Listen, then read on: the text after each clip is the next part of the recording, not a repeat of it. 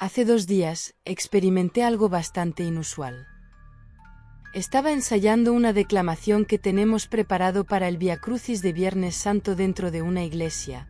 El emplazamiento de la parroquia la compone una capilla, la iglesia y unos salones, dispuestos en 2 pisos. Era ya noche, pasadas las 9, en ese momento, todos los integrantes estábamos atentos al ensayo. Era el turno de la persona que interpretará a la Virgen María. Estábamos conscientes que en la capilla estaba el Padre haciendo una congregación, y en la parte arriba de los salones de donde nosotros estábamos, estaba un grupo de mujeres, en una plática. No estábamos solos, y justo a la mitad del poema que estaba ensayando la intérprete, escuchamos unos gritos, eran guturales, graves como si fuesen de alguien masculino, molesto como discutiendo, pero era una voz realmente macabra, desconocida. Todos los presentes en el ensayo interrumpimos la sesión para corroborar si estaba pasando algo. Nadie se divisaba al alcance. ¿Qué fue lo extraño? Los gritos provenían de arriba, así que echamos un vistazo desde abajo, observando el grupo de oración que estaba arriba.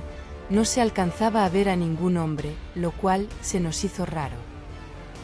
El intérprete de Jesús y yo subimos a la segunda planta, nos cercioramos de que estuviera todo en orden. Y para nuestra sorpresa, solo estaba el grupo de mujeres, concentradas en su oración. No había rastro de una persona masculina que pudiera haber hecho esa voz que todos mis compañeros y yo escuchamos. Echamos un vistazo a la calle si no se escuchaba una discusión. Pero tampoco hallamos nada. Recorrimos la iglesia, que estaba vacía, hasta llegar a la capilla que seguían en su congregación. Entonces, ¿qué rayos fue esa voz? Regresamos al salón, para reanudar el ensayo del diálogo de María, que es un poema. Para nuestra sorpresa, siendo testigos de que en su declaración anterior a esto, recordaba la mayor parte de su poema, ahora se encontraba bloqueada, tratando de recordar su poema. Intentó 2, 3 veces, simplemente no podía reclamar ahora. Hasta que decidió parar. Todos los presentes estábamos desconcertados. Inexplicablemente se le había olvidado lo que dijo. ¿Habrá sido producto del susto el motivo de su concentración? Para darle vuelta a la página de lo ocurrido, decidimos retomar, y de pronto, fue mi turno de ensayar. Yo que ya tengo mi poema estudiado también ahora me trababa, se me olvidaba, minutos de diferencia de haberlo interpretado. Entonces en ese momento decidimos parar dando por terminado el fin del ensayo. Salimos desconcertados de ese salón, pensando en esa voz. Varios de mis compañeros se notaban tensos, asustados, y todos con una interrogante en común: ¿qué rayos fue esa voz? Tuvo algún efecto en nosotros, eso sin duda, pero ¿fue esa voz o algo escondido a través de ella? Estamos todos en una especie de teatro oscuro, bajo tierra, quizá. La atmósfera es densa, quizá por el número de asistentes, todos curiosos en sus lugares. Yo observo desde mi lugar, mientras el presentador sube al escenario con una pelota de esponja rosa. El público lo mira y él, sin mucha introducción, comienza a jugar con la pelota, malabares. Luego de un minuto, ofrece a alguien del público subir al escenario a jugar con ella.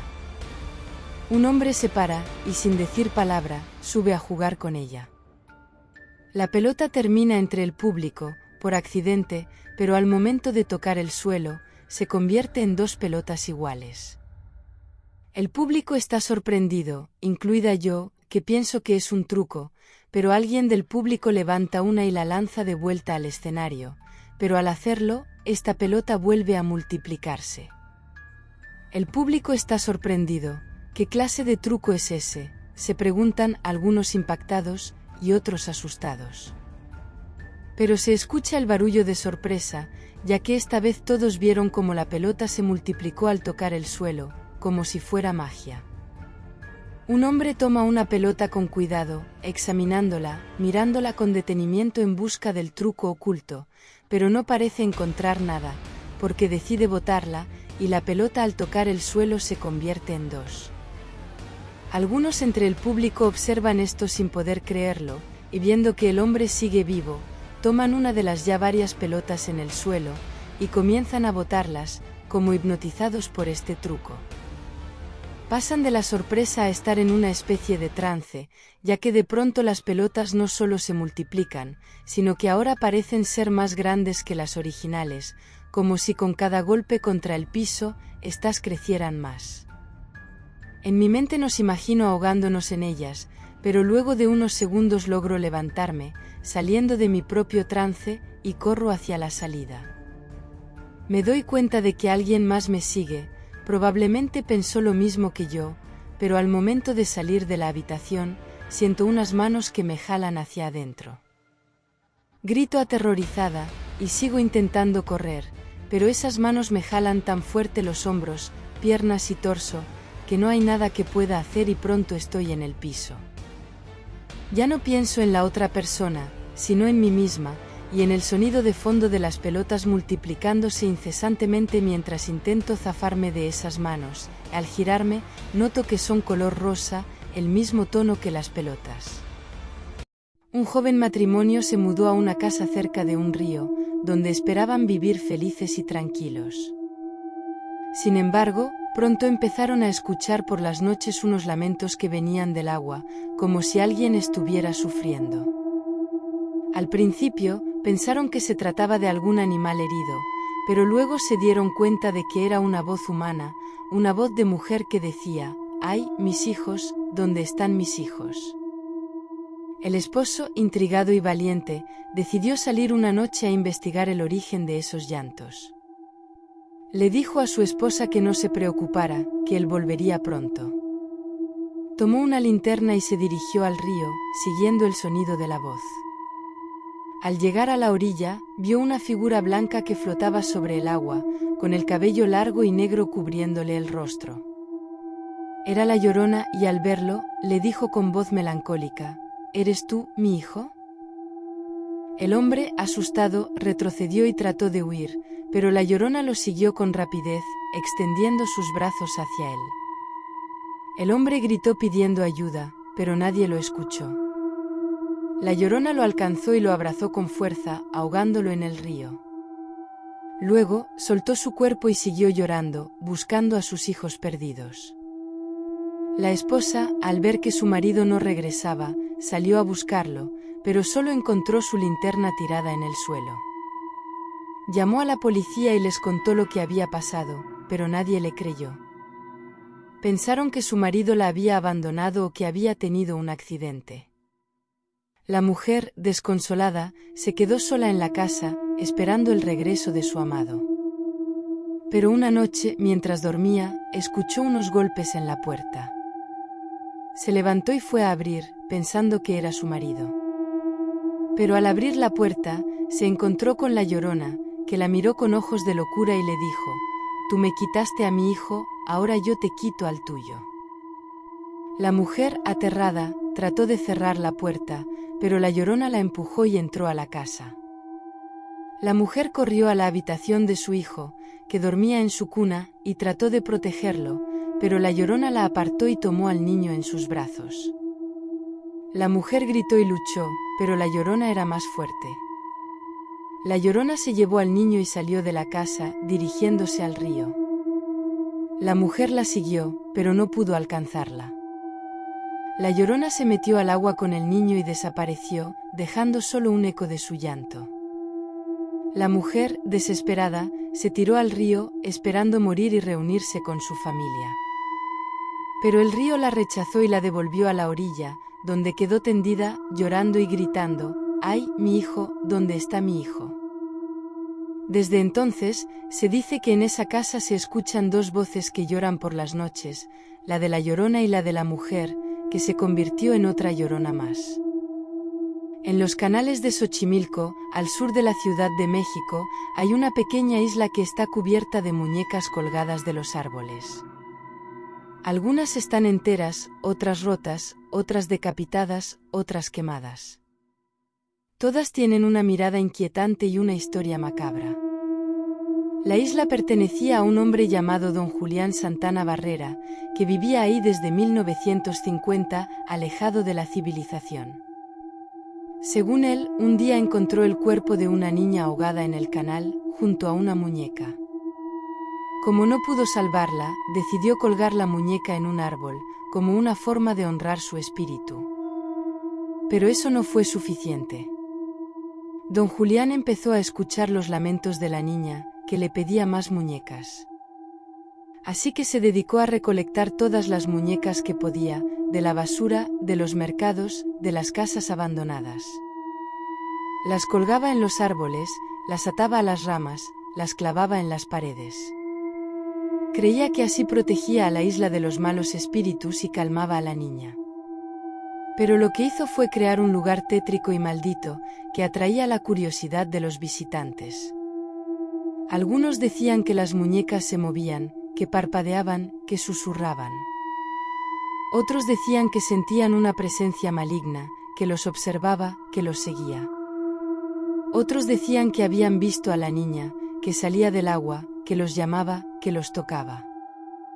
Don Julián vivió en la isla hasta 2001, cuando murió de un infarto. Lo más escalofriante es que su cuerpo fue encontrado en el mismo lugar donde había hallado a la niña, 50 años antes. Algunos dicen que fue una coincidencia, otros que fue una venganza. Lo cierto es que desde entonces, la isla se ha vuelto más famosa y más temida. Muchos turistas se atreven a visitarla, pero pocos se quedan mucho tiempo. Las muñecas siguen ahí, colgando, mirando, esperando. La historia que les vamos a contar a continuación tuvo lugar no hace mucho tiempo atrás en una universidad y podría ser una de las leyendas de terror largas y reales más impactantes. Ocurre que para ese momento era el inicio del año escolar y los estudiantes de nuevo ingreso se estaban acomodando cada uno en los dormitorios. Una de las alumnas era Lucía, quien llegó temprano con la intención de tener todas sus cosas organizadas antes de que comenzara el ajetreo de las clases. Esta estudiante tomó la cama ubicada al fondo del dormitorio dado a que estaba muy cerca de la ventana y si había algo que a ella le encantará era sentarse a la luz de la luna a escribir sus encantadores poemas en sus ratos libres. Después de transcurridas aproximadamente 4 horas fue que llegó otra estudiante al lugar. Se trataba de Clara, quien obviamente se convertiría en su compañera de habitación. Buenas tardes, mi nombre es Lucía, ¿tú debes ser Clara? Hola, ¿qué tal? Esas fueron las únicas palabras que se dijeron ambas al menos durante la primera semana de encuentro.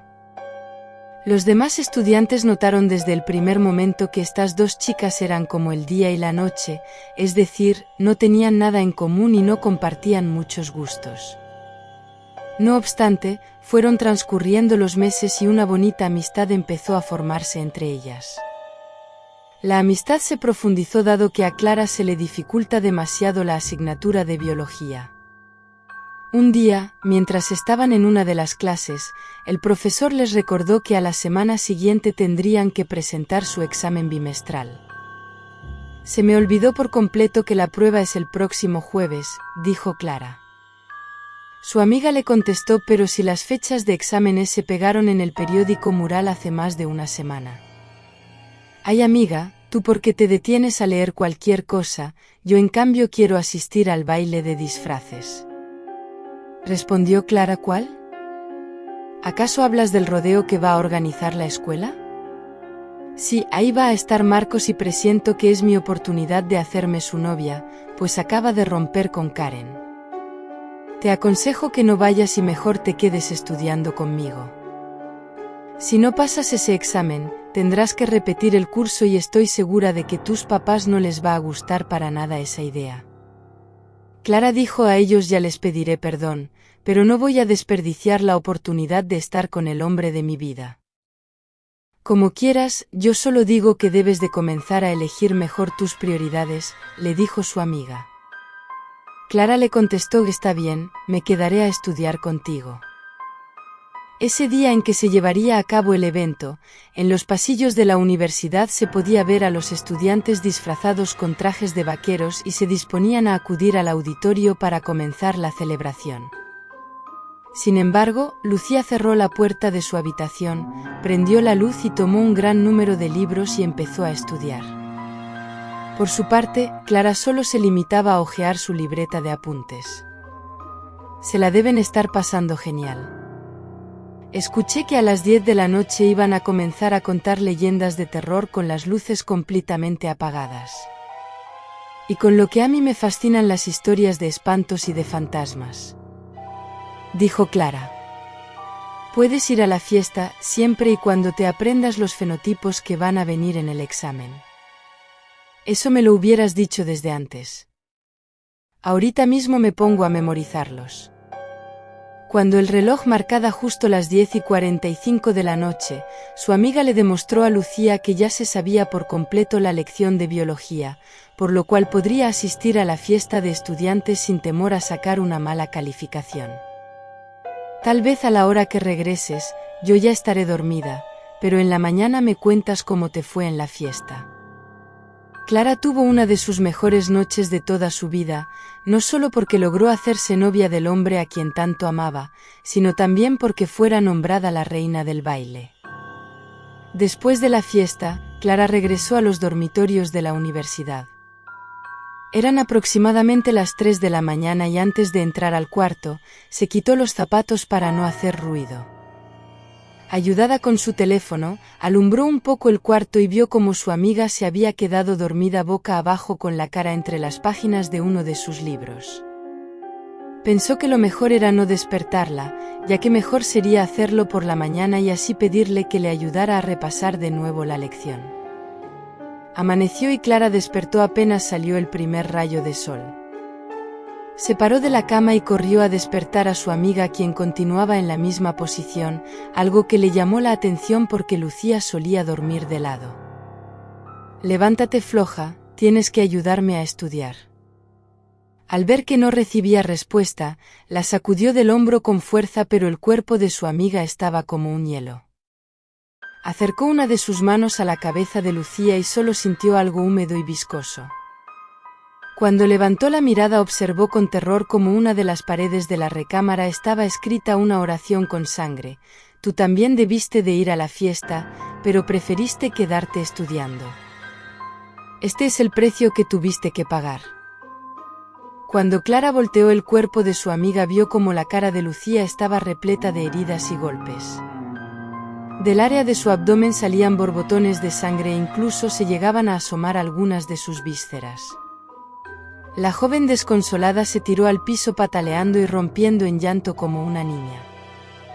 Sus gritos fueron escuchados por las autoridades universitarias, quienes avisaron a las demás autoridades, incluyendo la policía, de lo que estaba sucediendo. Los funcionarios policiales no pudieron hallar a ningún responsable, pues los interrogatorios dijeron que no notaron nada anormal esa noche.